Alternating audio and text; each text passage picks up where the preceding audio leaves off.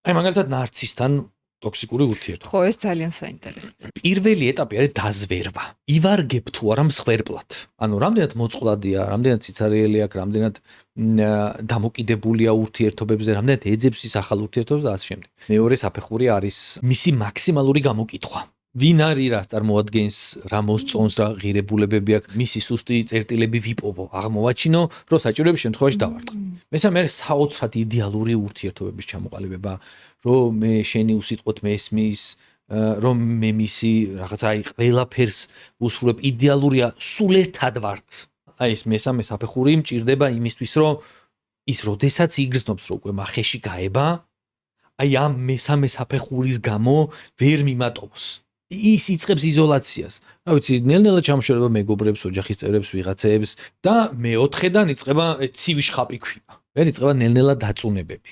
რაღაცა ვერ მიხვდი თავიდან, მე ვითომ ჩამოვჯექი და დავარიგერო, აი ეს როგორ ვერ მიხვდი რაღაცა, იქ დავაჯერე, რომ მისი ბრალია.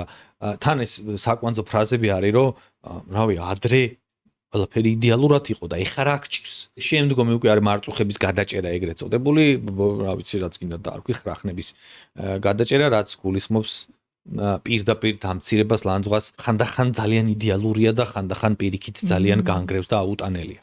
სინამდვილეში, ჩემი როგორც ნარციზის თავარი მიზანი ამ შემთხვევაში რაგი პირველ პირში ვლაპარაკობთ, არის ის, რომ მას მთლიანად მე წავართვა.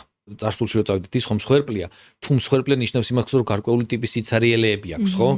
და მეორე საფეხურზე მე იმ სიცარიელების შევსების ილუზია გავაკეთე.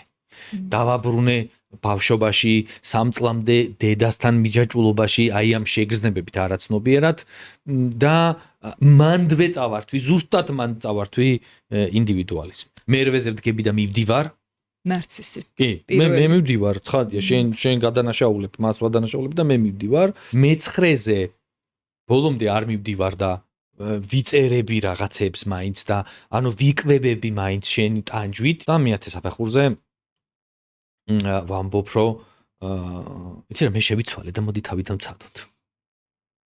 და იწყება ყველაფერი თავიდან.